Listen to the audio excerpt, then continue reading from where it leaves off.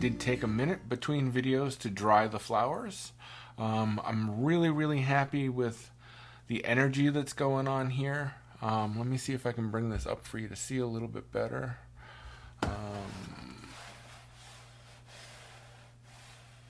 Here we go. So there's a lot of energy and impressionist stuff going on in the flowers themselves. Now the trick is going to be to make them jump off the page by putting in the greens. So let me move this back so I don't forget. Okay.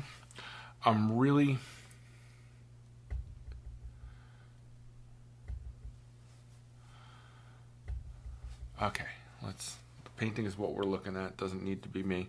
I'm really quite in love with the shadow that we put in last time. That's nice and dry. There's keeping an eye on that warm when you put it in, and just keep tinkering until you get it just right is really good. That glow is nice. We've got some hard and soft edges. One thing we can do, just get a little bit of that color on your brush and just at where your pencil line is. Not everywhere, you can break it up a little bit, but just put a top to that pencil line, to that corner where the edge meets, and then break it up a little bit. It doesn't have to be perfectly firm everywhere. I still had some pink in my brush.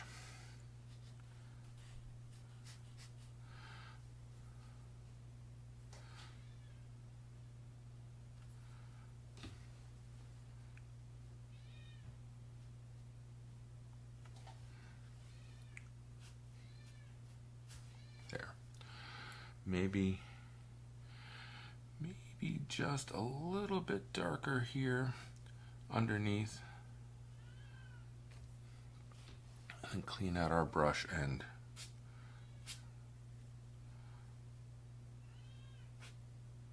Yeah. Okay. And then what I'll do is at this bottom edge, I'll just come in with some water, damp brush, and just soften that. Just a little bit darker there. I think same thing can be said for this shadow here. Just come in and darken it, especially close in by the flower. I think you really need it to be darker there, and as it's going out, it gets lighter. So just out here, clean out your brush and just meet some water to it. There we go. Okay, consider that to be mostly done. The vase is in good shape. I want to see where we can get with these greens.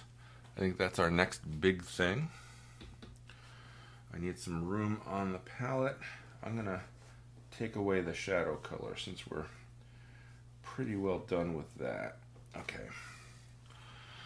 And switching over. I'll leave the pinks up in the top half because, you know, we may still add some saturation here. This is the start of the painting and it has to shout a little bit.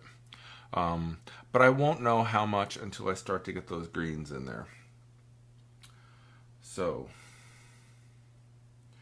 this green is the Daniel Smith Jadeite green.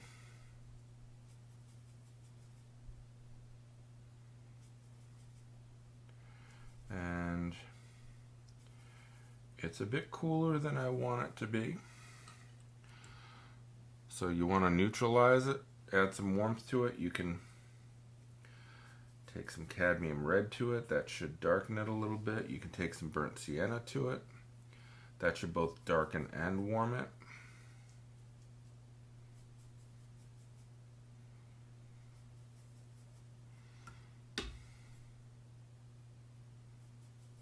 If you need to, you can grab a little yellow and get it in there. Need to mix up more. I need to have quite a bit of this ready to go.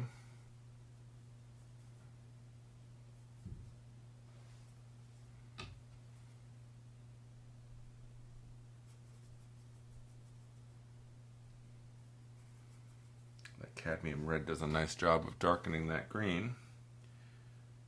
And Take some more burnt sienna. Now if you want to really darken it on the fly, I'm going to wake up these colors again a little bit. They've been drying for a while.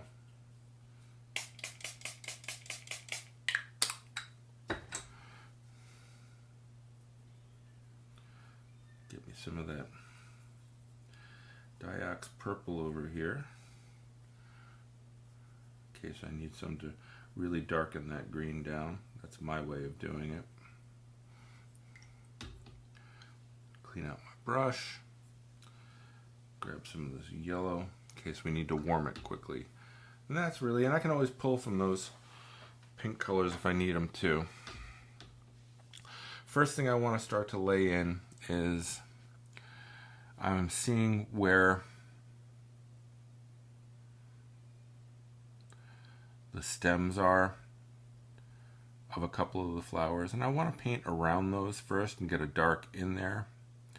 I want us to start to define our shapes in these darks, in these green spaces.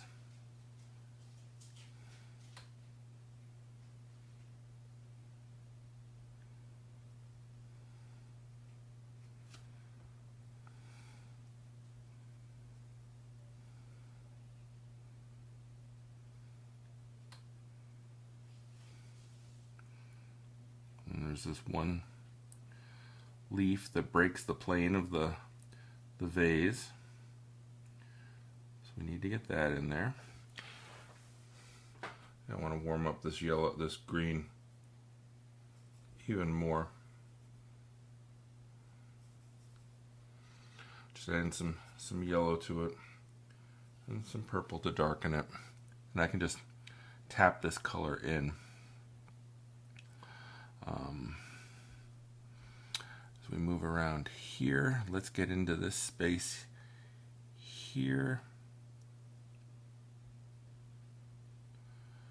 This pushes,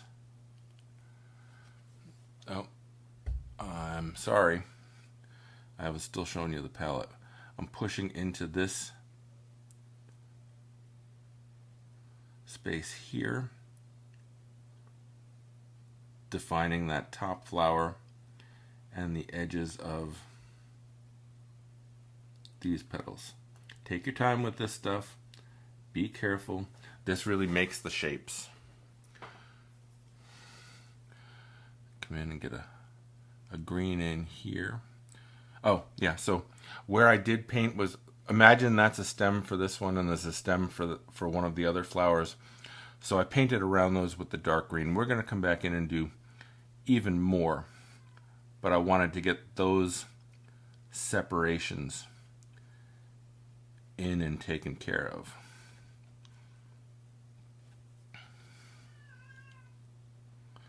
Use the green paint.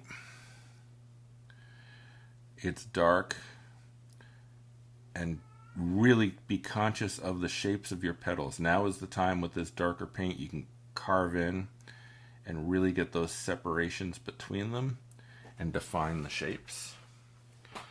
And then you keep a bunch of that yellow ready to go, because you can also drop it right into that green in some places, and while it's wet, let it do its mingling thing.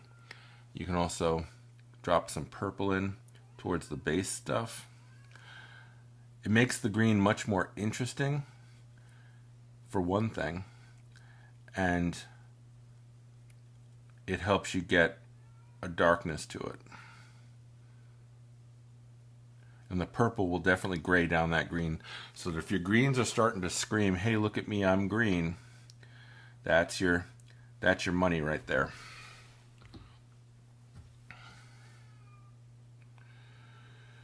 It must be dinner time. My cat is crying her fool head off. This petal's a little bit forward. I mixed some of that thickened up yellow right into my green as I loaded it on the brush, just so that it'll stand out a little bit from the one that's behind it. If we need to later, we can always darken up the one behind it. And if you go outside your line, just clean off your brush and just drag around a little bit. There we go. See how much this is really making that central flower come to life? All right, we've got this green petal. When you get to these sections of like leaves or green bits that are thicker and thinner, you can start with the tip of your brush and then push down on your brush on a good round to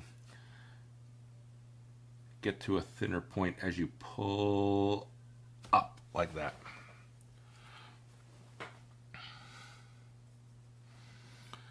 And I can come in behind here.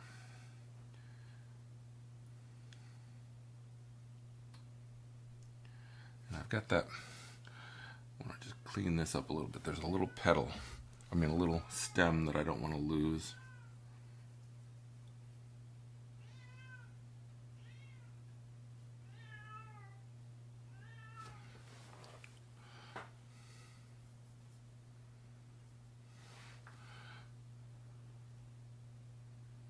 I think my cat's trying to get union scale. She thinks that if I hear her on the video, I have to pay her. We'll see about that.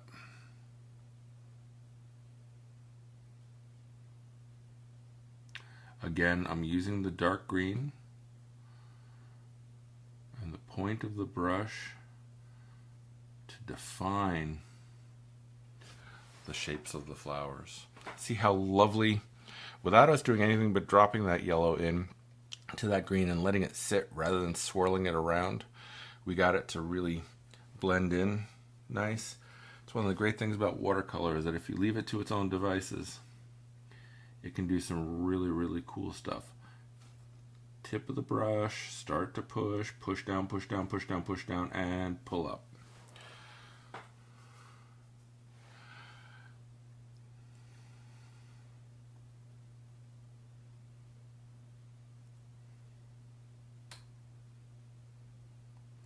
The one thing I retained from my college watercolor class was some of that Japanese mark making.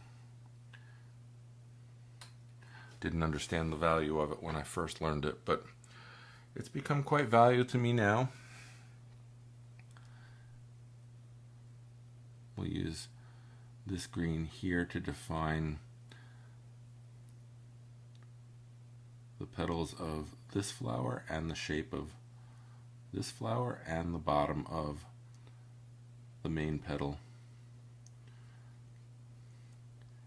And that's also begging for me to say, take some purple and drop it in there and darken that up.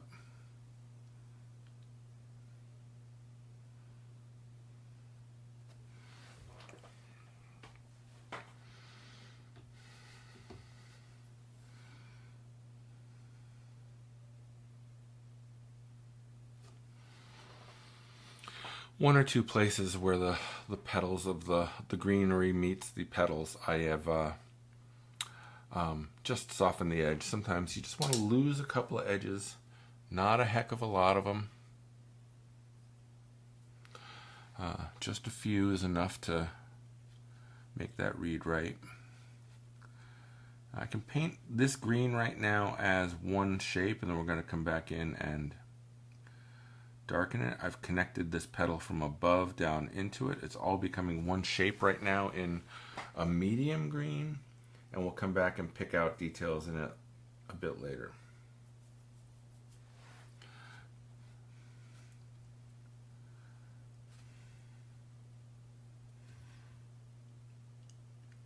Just the edge of the brush, tip, tip, tip, tip, push, push, push, push, push, and you can get really, really broad strokes if you need to.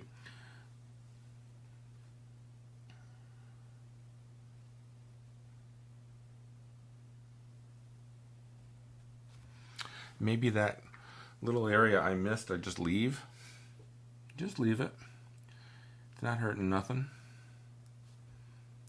I do have a couple of areas where I put masking fluid at the very beginning of the painting, so they're going to come off later and show the background wall again.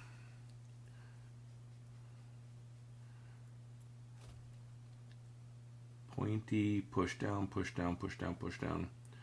Bring the point, pull and grab that.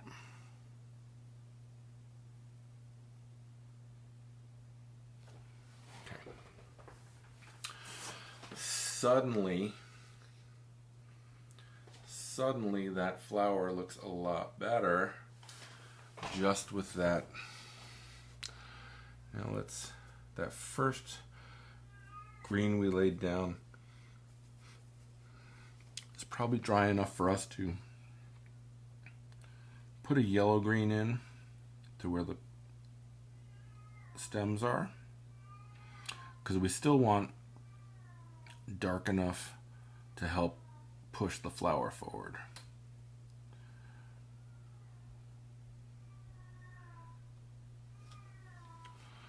Okay.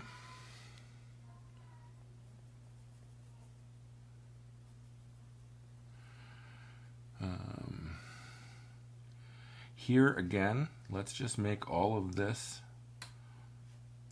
one green shape, and then we'll come in and we'll make some adjustments to it, push some of it forward and some of it back. But let's just get the main value proposition in there first.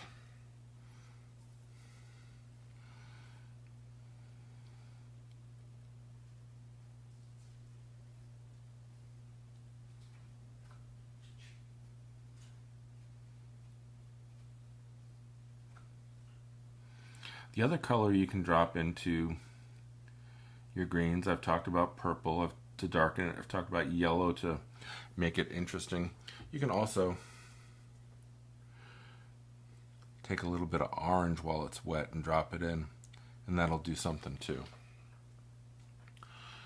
This green down here needs to get much darker, but we've got a good sense of what's going on. I had mentioned using colored pencils with this one, but I think I'm going to hold off on that for a while and see if we need to. I'm going to grab a little bit of that purple, mix it with the green, and make it the top of the vase. So give me some of that purple. Not too much water in it. Let it mix with the green. And this has a little bit of a rounded action to it, like that, like that.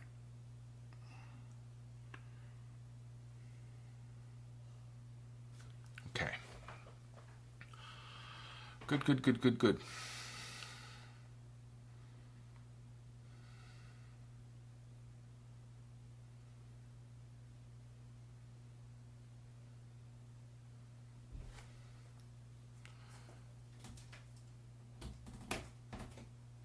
Grab a little bit of that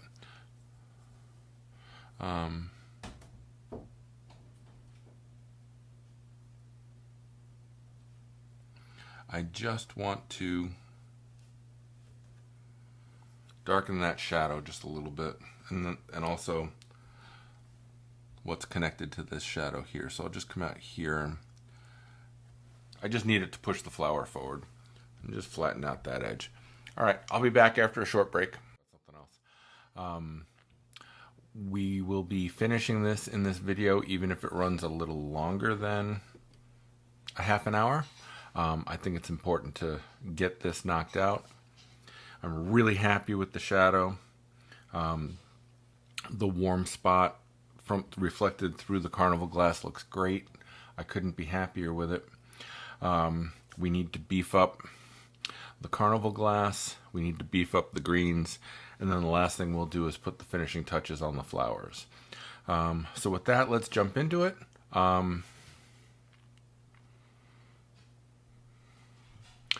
Okay, let me show you our palette.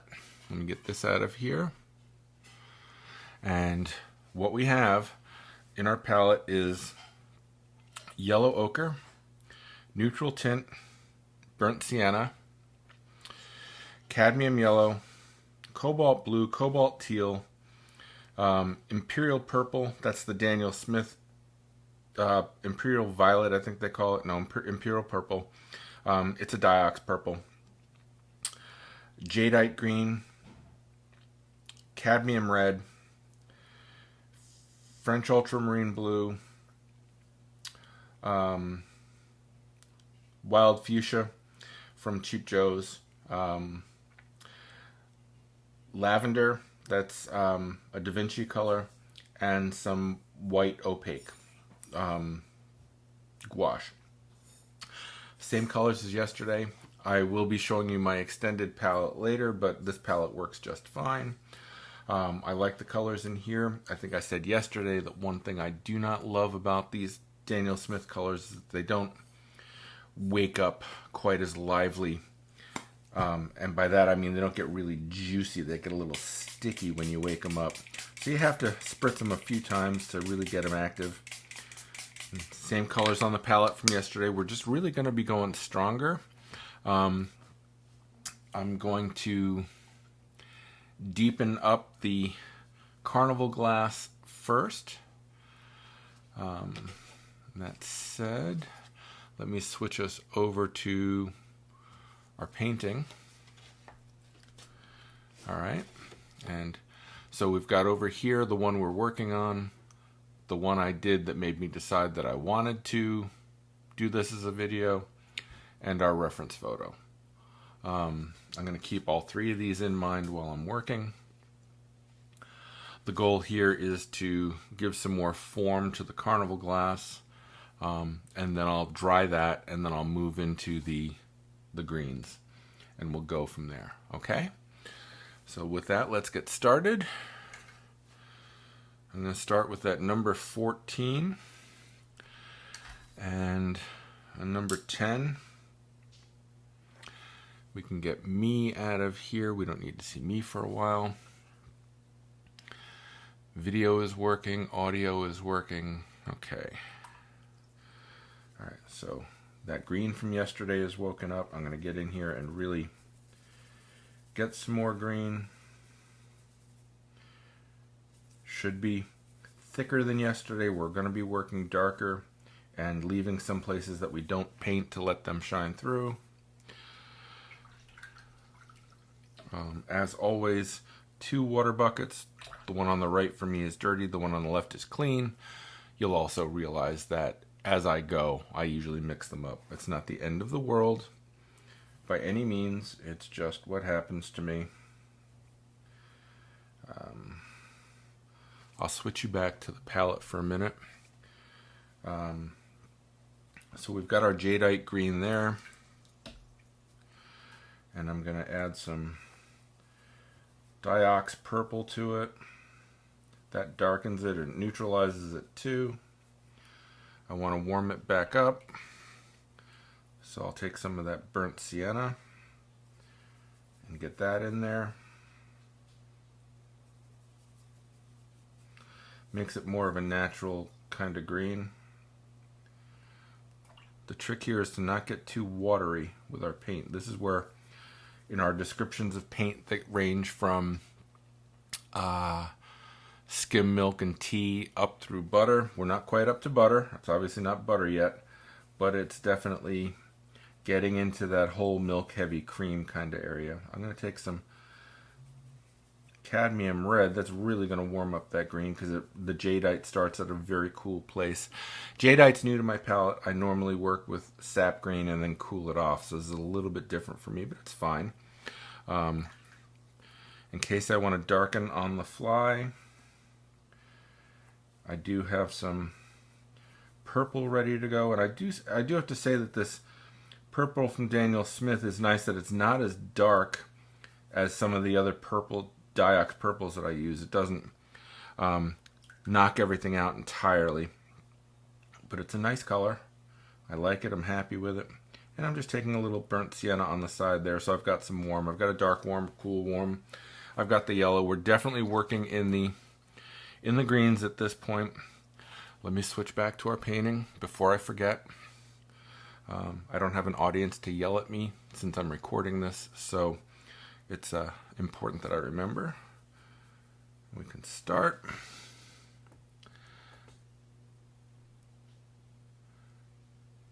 And I'm using this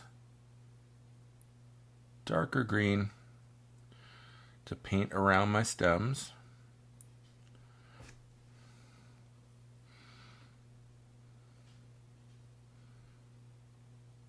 That's how you get that lighter yellowy green. It's really by painting darker around it.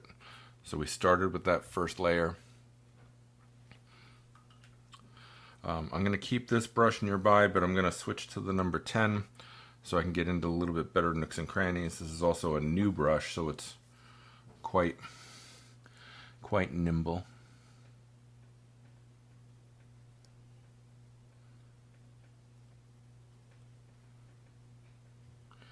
And this is that leaf that squirts over the top of the vase. So we've got that in there. That really brings those two shapes home. And here it's the other side of that stem. And there's a leaf here that hangs over. And I'm going to grab some warm for where this leaf folds over and drops down. That makes it different from the leaves around it and gives it a little bit more interest. And then we darken it back again down at the stem. I just grabbed some purple, and while it's wet, and just tapped it in there. That green's coming together fast now. I like how it's looking.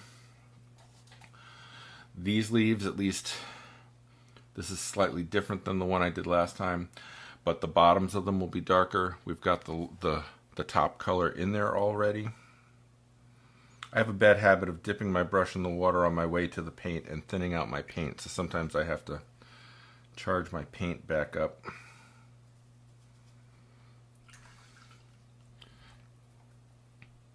And I keep looking at my palette to make sure, or my monitor to make sure that I haven't left this on paint on what do we call this? Left this on the palette the whole time.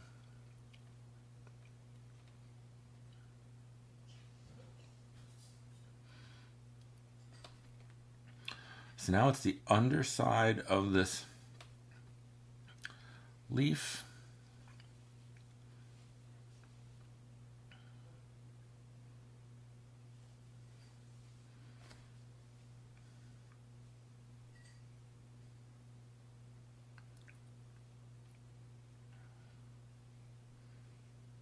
Come in with that dark.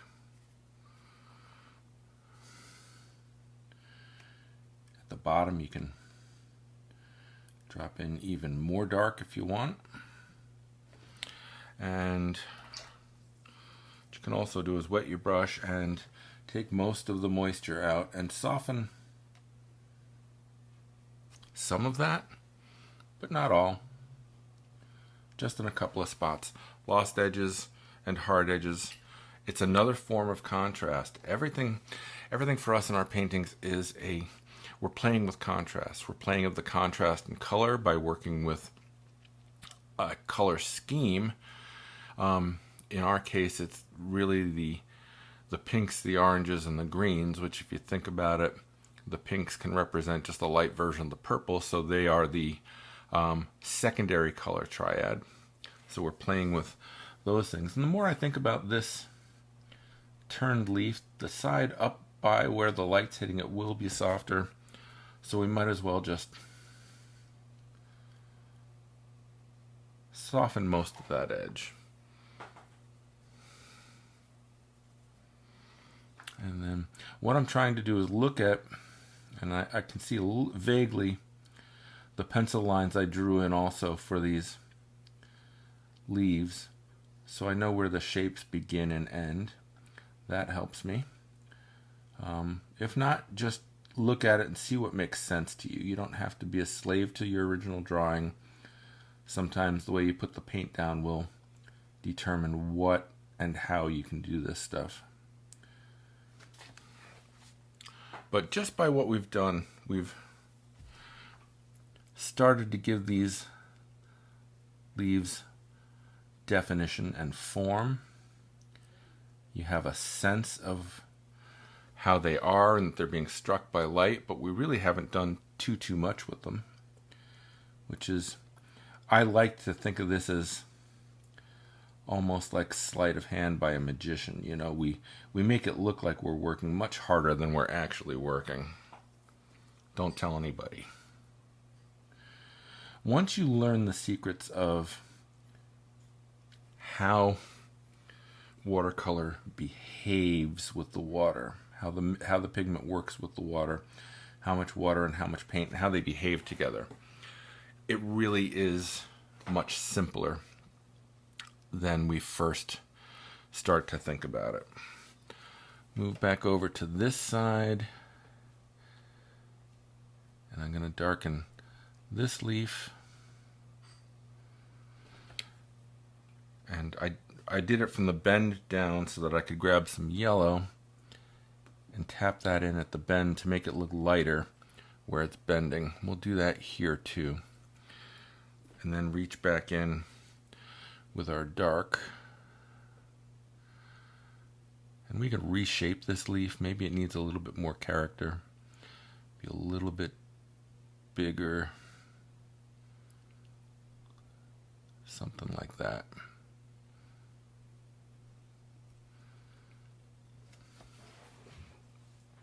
It's really about giving them a little bit of variety. They have two jobs, these greens. One is they should have a little bit of variety and a little bit of understanding in how they belong. But their other job, and their most significant job, is to be the chorus girls for the flower. They're the dark. We talked about a couple of kinds of contrast, the soft edge versus the hard edge, right? But then there's also, don't forget, there is also color contrast, which we talked about a little bit. So you can use opposites on the color wheel as a contrast. You can use the 3 colors or more colors in a color scheme if that's how you want to do it. Lots of ways you can make contrast. But then don't forget, in its most natural, understandable form of what contrast means, it's light and dark. And we use the darks to make the more impact in the pinks of the flowers, which is why I want to get these greens in here now, because I want to have my greens finalized so that I know just what I can get away with doing when it comes to my flowers.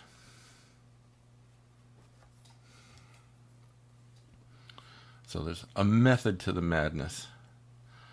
Always, always, always. The trick is to have a method, but then don't be such a slave to the method that things become formulaic.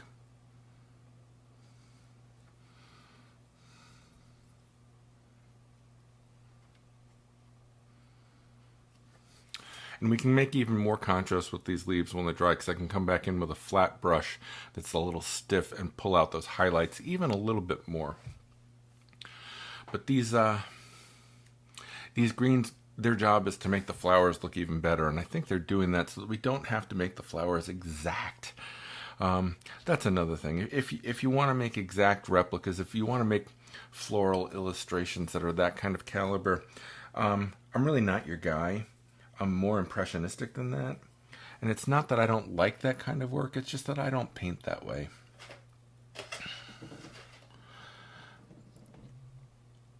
And I have a great deal of respect for the folks that do paint that way. Like I said, it's just not how I work.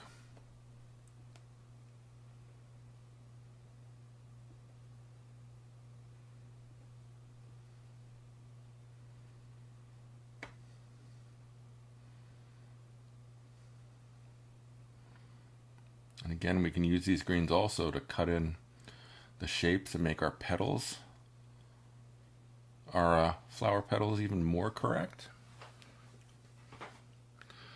Now that I put in there feels a little flat. It's kind of dark. I can just come in with a damp brush. And while it's still wet, just pull out some of that color. Not everywhere, but just give it some interest. it's always for me about making it interesting. You make these things visually pleasing. You can drop a thick yellow into there, and I can use, again, the number 10 was the right choice here because this brush has a really fine point. It spreads a lot of paint quickly, but I can also get in there and really, really define the shapes of the flowers.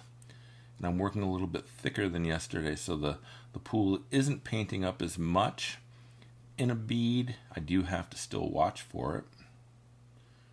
There.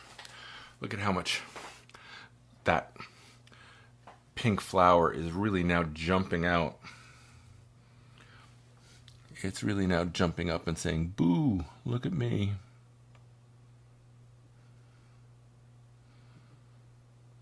Again, we can use this green to help adjust if we need to. Put a dip here. And then just make sure you settle some paint into there so it doesn't look, so it looks complete.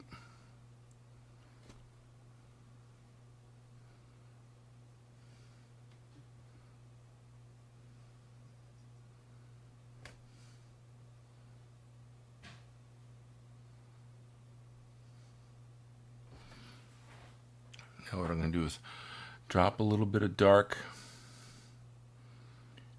into this shape.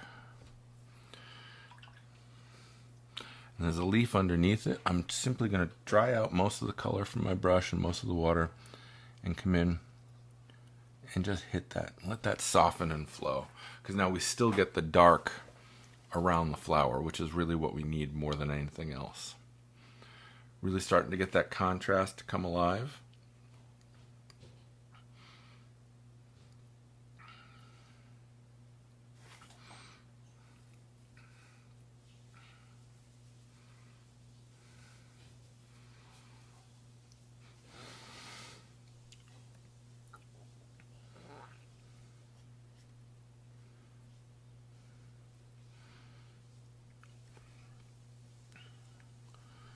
Putting a little bit of a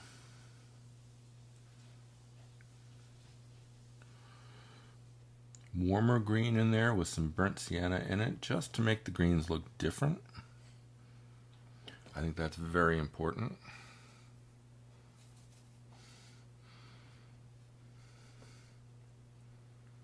And following the roadmap that I laid out at first, when I put that first layer in, I've got this little section where the leaf is yellow, it's catching some light, and I tap in some more dark down at the bottom.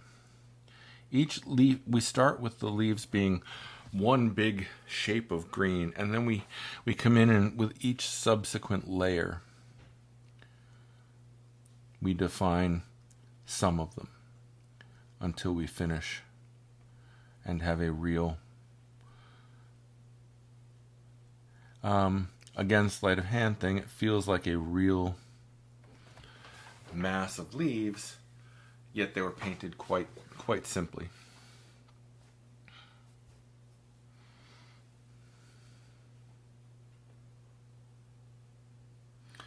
Here I'm painting around the shape of the stems that I pulled out with dry brush for these two flowers.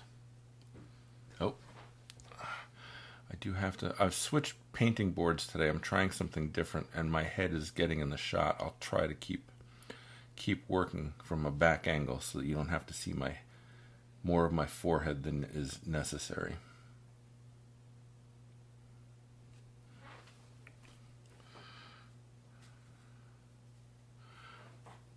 Because really, who needs to see my forehead?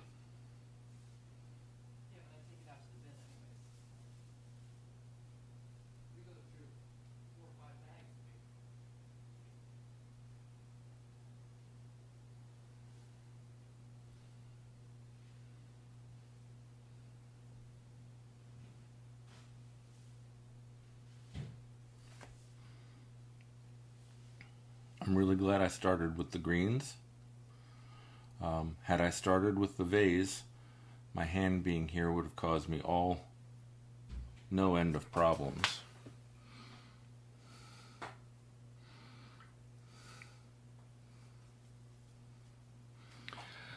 This leaf that is bent is bending into the light, and it's going to catch some light here, so I'm just going to throw some yellow in instead of more green. It also gives it a separation from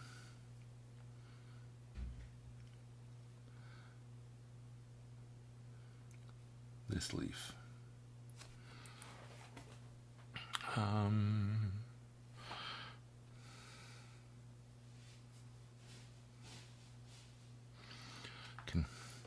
Now we can warm up the tops of these stems and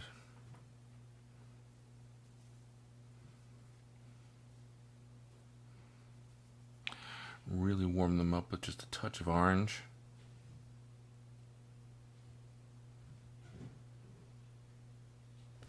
Okay. So far, I am managing to keep my clean water bucket clean and my dirty water bucket dirty. We'll see if I can get through the whole painting. I make 0 guarantees. Okay, we warm that up a little bit. We've got some contrast there. I feel like these stems are a little cool. Just going to put a little orange up at the top of them. Okay. Greens are looking good. I can come back in with even more dark on a couple of these.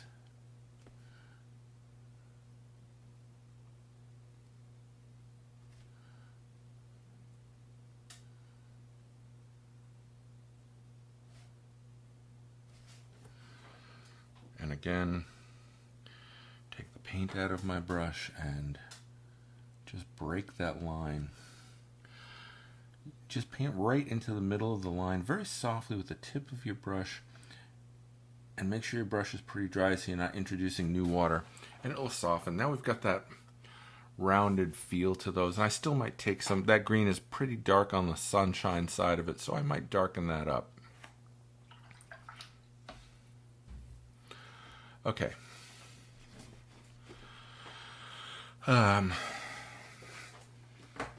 I'm going to edit out the sound of the dryer in the video, I hope. But I'm going to go ahead and dry this so I can move on to the vase.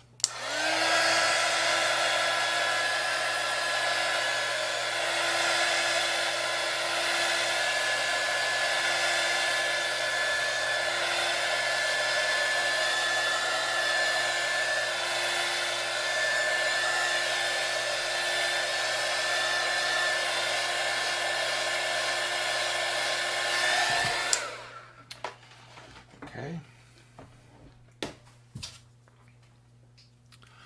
I'm going to switch back to me for a second. I'm working on a PDF document that will go on my webpage. It's going to be an FAQ page about watercolors, because I get a lot of questions in my live classes, and I might answer them. Maybe it happens on the first class on Tuesday morning, and I regret that I don't necessarily mention it again later in the Tuesday class, and then again in my Monday class and my Wednesday class and my 2 Friday classes. So, but a question came up recently of if I'm taping my paper to a board, if I'm not using paper on a block, if it's not 300 pound, what do I use to tape it down? Or if I just want a clean white edge in my painting, what am I using? I use the Scotch blue tape that you can get in Home Depot. Just make sure it is the original painter's tape, the number 2090. They make a low tack one. They make an extra strong one. All of the other ones except for the 2090, I found 2 things happen. One is the paint seeps underneath the tape, and the other is that the tape can sometimes rip the paper. And that will happen especially on your cheaper, more wood pulpy papers, a little bit less with the higher grade papers. So I use this a lot. I only recently switched to Pro Artist tape. I got this at Cheap Joe's. Same width, it's 1 inch. The only reason I've switched to this because I like the performance of the blue is that I've had a couple of painters that I respect really say that the blue throws their eye off when they're making color decisions. I'm going to try the white tape. It seems like it should work just fine, and from what I've been told by the other artists, this is the tape to use. Worst case, I'll put the blue down and then a layer of the white over the blue just so I'm not getting influenced by all that blue. I'm pretty good at separating out the colors, so I'm not always worried about that when it comes to painting, but I just wanted to mention that those are the two tapes that I do use. Most of my videos are not on blocks and they're not on paper as large as what we have here, which is 12 by 16. So in other situations it doesn't matter as much, but in this case, like I'm painting on block, so it doesn't matter. All right, we've got our greens in. For the most part, they're done. Let's see. Every time I say it's done, it's never done. I think it was Picasso that said paintings aren't finished, they're merely abandoned. Sometimes that's true. Here we go. I have grabbed a rosemary number 14. It's like a 1/2 inch flat. I've wet it. I'm pulling out the moisture. And now using the side of the brush with a back and forth motion with the brush that's damp. It shouldn't be drippy wet.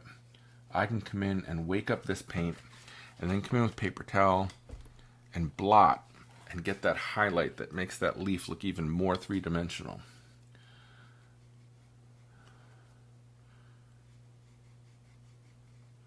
So at the end of the painting, this is what I would do. I would run around and find some spots towards the light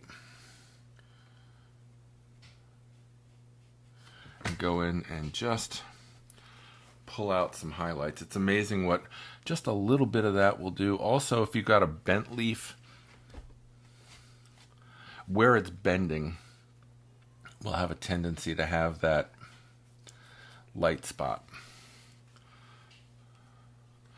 Maybe the bottom here this is actually a second leaf, but maybe it's catching the light. It also gives me a chance to define the shape of that leaf. And maybe here, and then maybe on the bend of that one. And that's enough.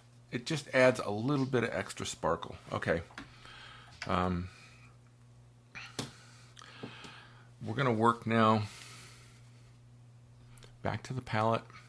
We've got a lot of the colors that we're going to be using to make at the 29:54 mark. That's when I started to put my dirty brush in my clean water. It happens every time. It's nothing to sweat. All right. Now I'm going to do something I do in my classes quite a bit. When I mix color on the palette, I put them next to each other, and then at the very end, right before I'm ready to start painting, I touch them together and let them mingle. And then I've got usually a cool to warm variation, so you have to have the colors in the right order. Like if I was working on a sunset, I would have the blue, the pink, and the orange, with the blue on one side, the pink in the middle, and the orange, so that the colors actually don't turn into a muddy mess, but they will mingle.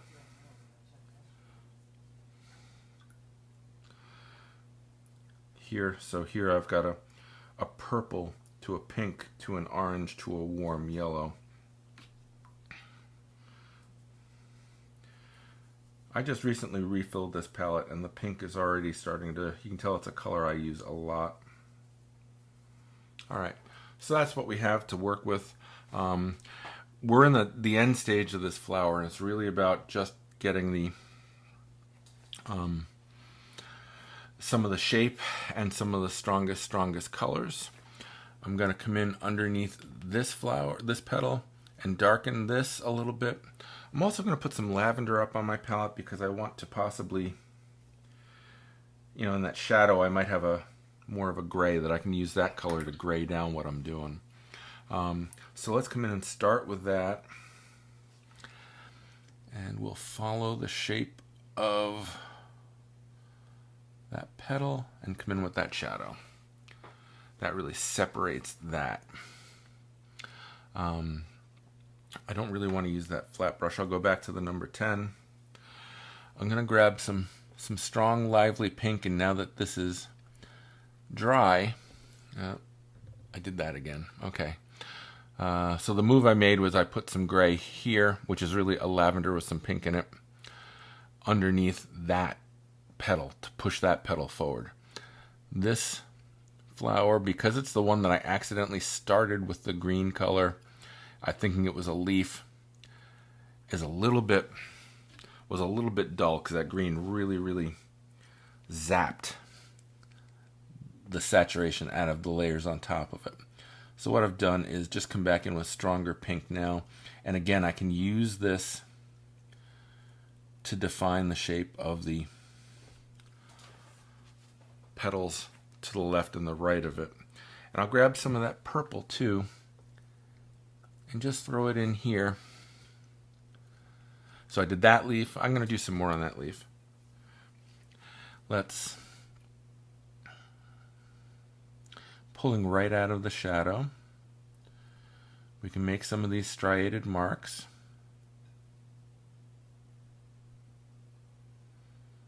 Okay. And if they're too liney, just come in with a wet brush and just soften them up a little bit. Doesn't have to be fancy.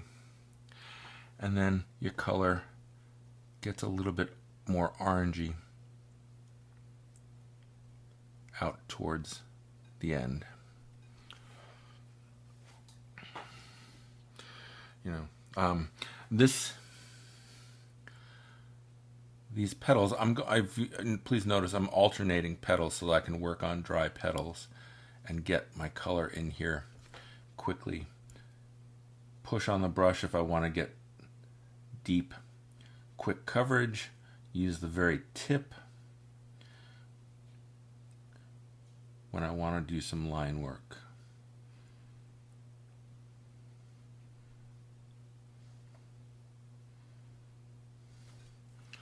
Okay. Again, if it looks too hand-drawn liney, wet your brush and then take some of the color out and just slop it in. Just a couple of spots, that'll work just fine. All right, on this one here, I'm going to add shadow on that side, just like that, and I'm going to soften it because it's kind of bending towards the light.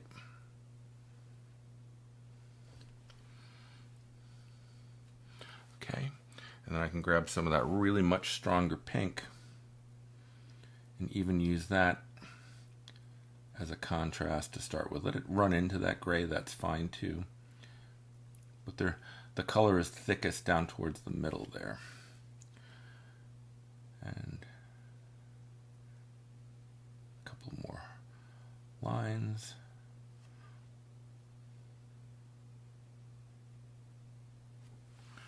Good.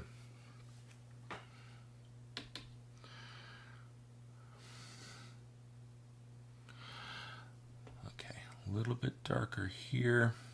This time I'm not using water to soften into those yellows. I'm making a hard edge on them. I've got all the blending I want done on that. I came in a little bit darker at the middle, added some purple into that pink, and then as I come out, just go right into that and shift that color to the pinky orange, and then we can just finish up with some line work.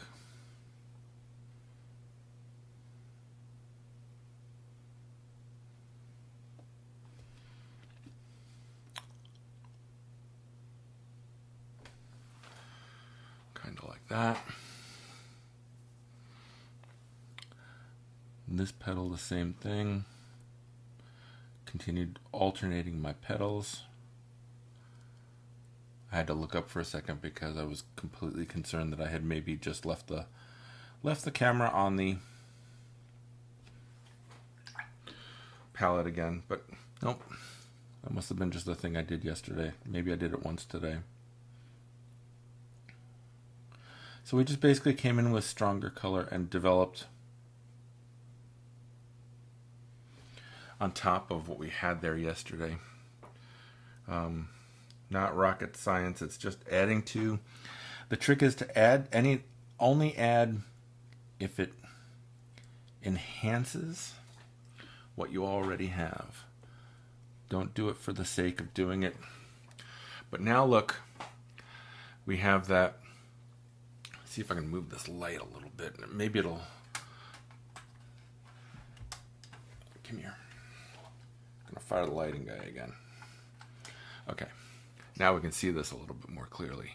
The dark greens push the flower forward, but it's got enough lights and whites in it that the pinks, the saturated pinks, really, really hum. And trying to keep this further flower away, much more abstractly shaped. I'm coming in with some dry brush with some warmer pink on top of what we already had. Getting a little bit of orange dropped in right into the middle of that. Okay, that's all I'm going to do with that. When we're completely finished, I'm going to put some spatter up around here like I did here, just to give it a little dose of energy. These flowers here, we're going to work with our yellow. I'm going to put a little bit of pink into it, but at the very least, this yellow orangey color is heavy cream. If it isn't getting close to butter that's been left out on the counter, we want to have that strong orange there.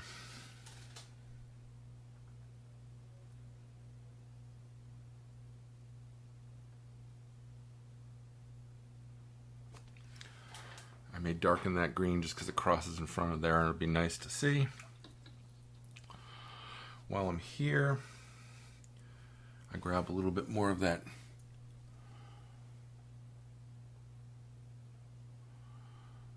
dark greeny that we made.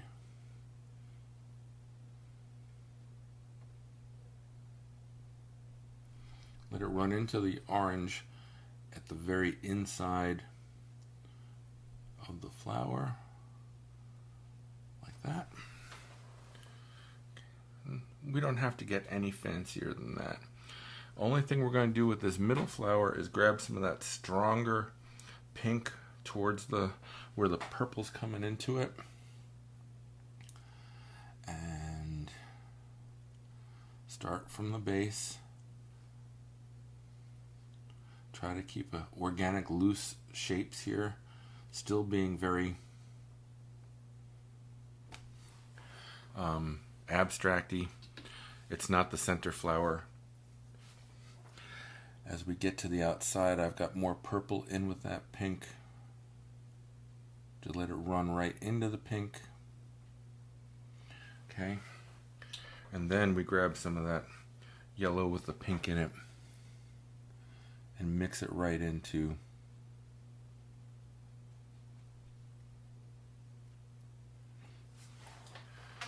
our pink. So it goes from cooler to pink to orange. It's just more visually interesting than painting it straight up. And I'm gonna just beef up this green and this blade there. Okay. I'm going to let that dry, and then we'll do the finishing touches on the top half, which is putting in the stems, or pistils, I guess they are. And then doing a little bit of spatter. So all we have left to do, and we're at the 41-minute mark now. I'm going to try and knock this out in 10 minutes. That'll be 50 plus the 30 from yesterday. So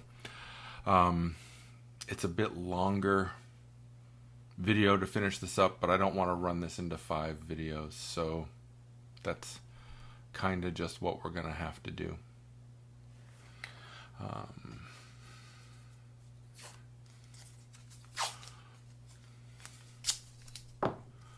I just noticed something and I want to see if it makes a difference.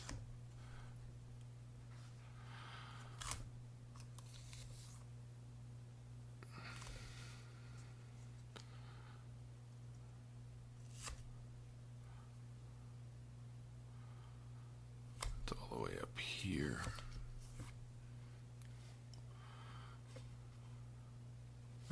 Helps a little. Doesn't really matter. It's just because I have that light in that position. All right. I think we can get away with that now. That's fine. All right. So here we are. And you know what? These same colors. So the yellow I'm charging up. We've got the pink.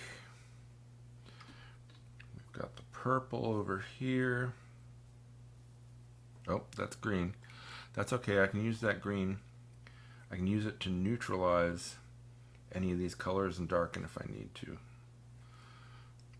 I guess I keep putting that down. This is the purple here. All right, so we've got yellow, pink, and purple and green.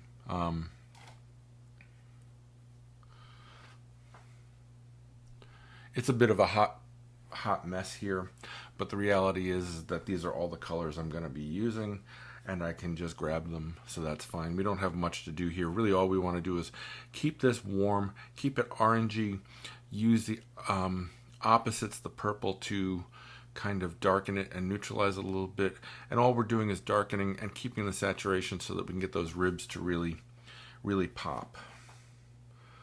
All right, so switch this back. Okay, keep my head back here. Yep, it's not in the picture. I will try to remember to check that when I start to paint. Get a big chunk of the warm yellow in here. What we're doing, just like before, we're painting the shape. We're not painting the vase, we're just painting this partial elliptical shape. And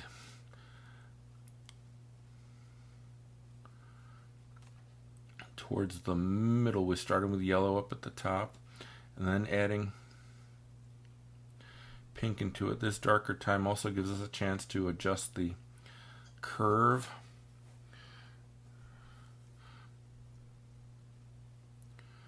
Adjust the curve on those ribs in the vase and see how much more alive those look as we darken.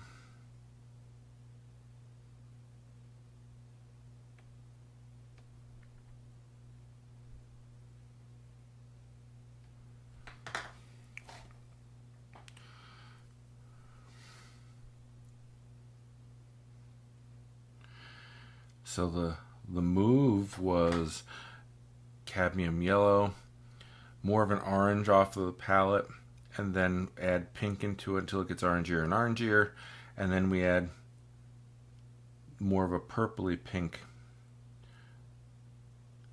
down here and into the base. And it gets even stronger, so while this is still wet, we can pop some more purple into it. And that purple really belongs down, dark purple really belongs down on that base. And we can even darken that up a little bit by grabbing a little bit of that green, since that's the opposite of the purple.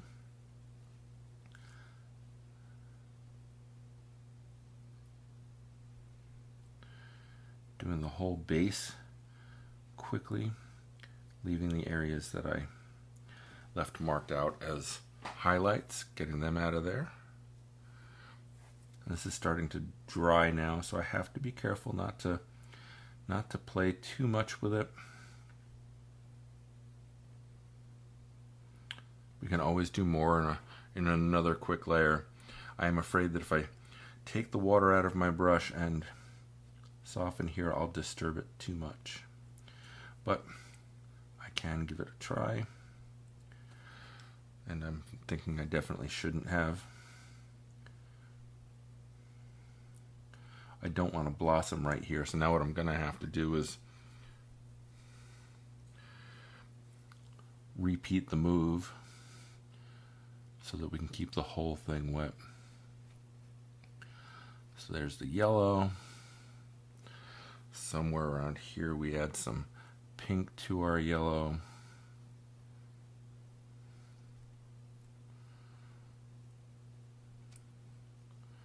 We pull down and let it hit into that more purpley color. And that's pretty nice. We just move on to the next panel again. Starting with the pure yellow on top, we can go around that one leaf. We can use our brush to correct the shape of the ribs if they're too thick with the light part. We can come in. Now's the time to adjust those. And again, we get to about down here. We start to introduce some pink into our orange.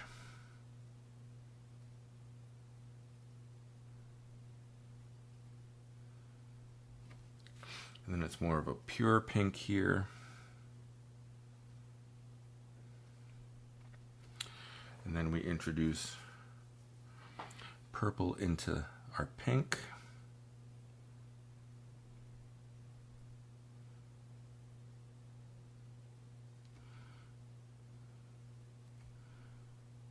These ribs definitely get skinnier towards the bottom, so keep that in mind. And then we end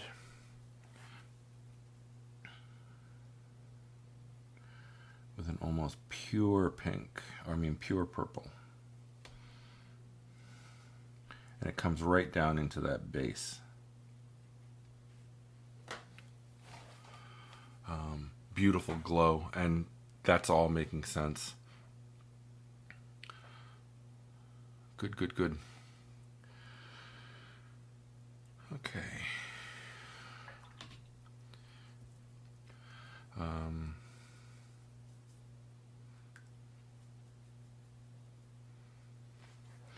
As we get closer to the side that we had designed as being the lighter side of the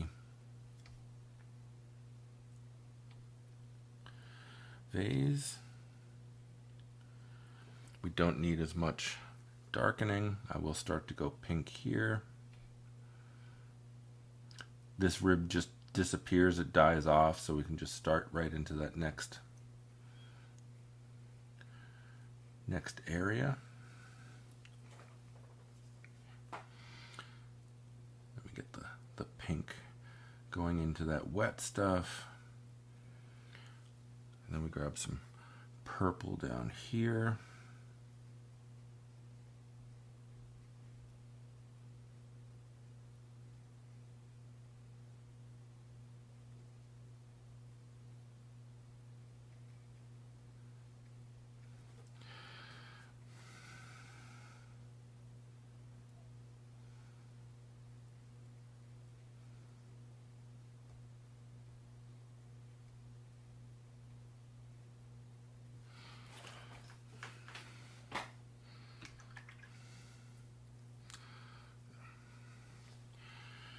Beef up the top of this here and here.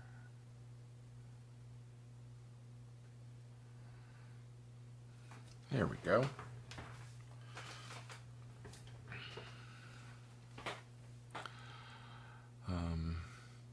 So that is looking good.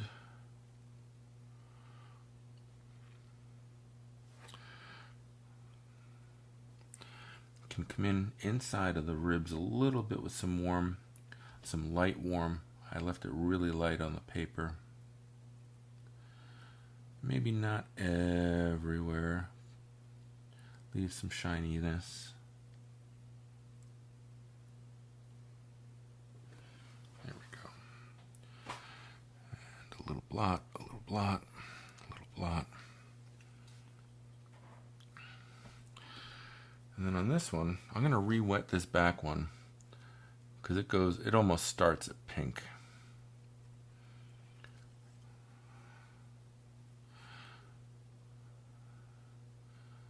It's just a little bit darker from the get-go and goes to a more purpley color faster. And also this rib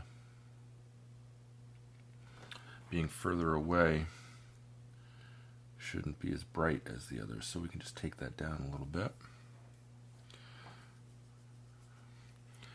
As we get down here,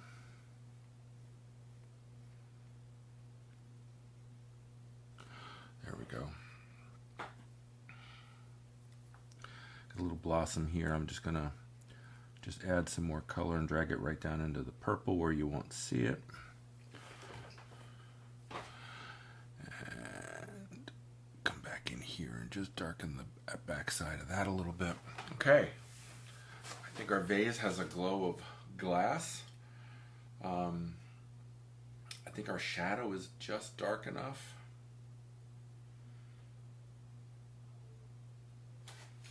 Okay, I had to step back for a second and look, so I wheeled back. We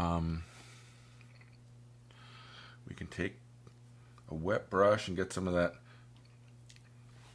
pinky orangey color on it. And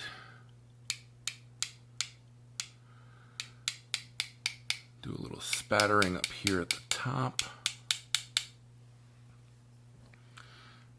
Go to the cooler color a little bit, get the brush a little bit wetter so we get some bigger spatters.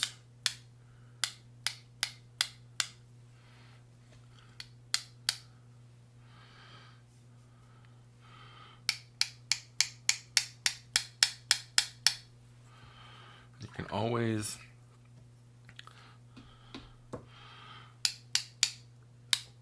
spatter with some water to soften them. You could hit them with a little mist and then spatter again.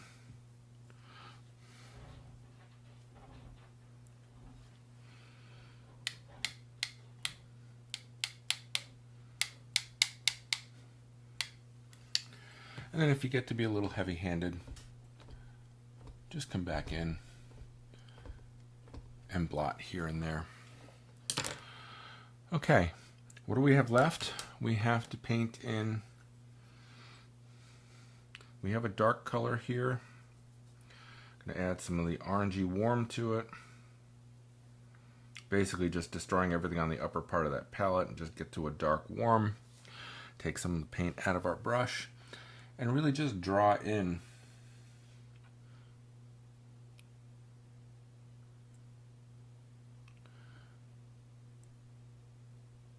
a couple of these stem shapes. I gotta go darker. Less water in the brush, more pigment.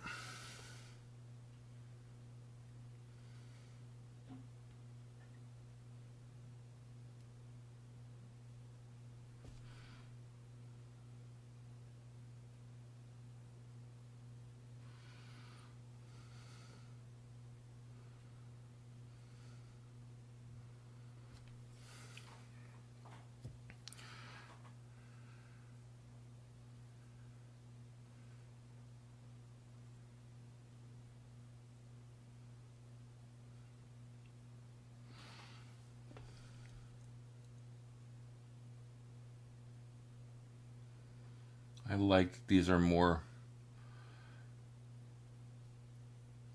less distinct shapes. I think that's fine. Darken this guy up just a little bit.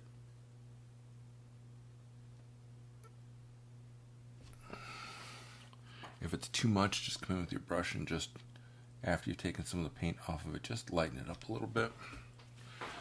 Same for here. Just break that stuff up a little bit. All right. I think this one is done. I'm quite happy with it. I do want to do a little bit of a wipe here. Maybe I'll switch over to that flat brush. Try to get a little bit of a highlight up here. Stamp, stamp.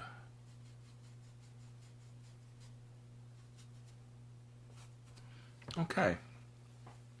So there we have it. I am going to, well, you know, I just said that and then I feel a little something happening.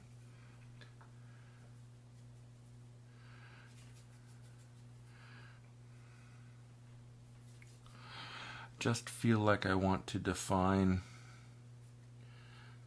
this shadow at least close to the vase, just a tiny bit more. Just with a bit of a darker lavender, and I put some green in it to take some of the purple away from what we had going.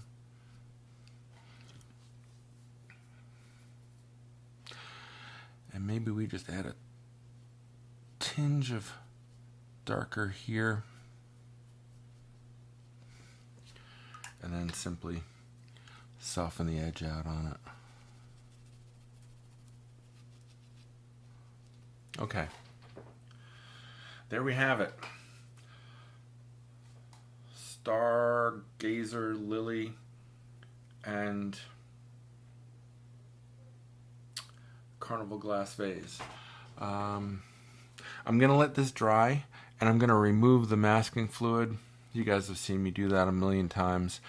And then I don't want this to be pure paper white popping out of there, so I'll grab a little tiny bit of this lavendery gray color and just drop it in behind there, just so that we see it, but it's not paper white. And that'll be the last thing I do, but I don't need to show you that on the video. So with that, we have completed this one. Let me know how you liked it. Shoot me an email, send me a message on YouTube, and let me know what you would possibly like to see me do next. I'll take that into consideration and we'll go from there. Hope you have a happy new year. It's only a couple of days away now. And happy painting.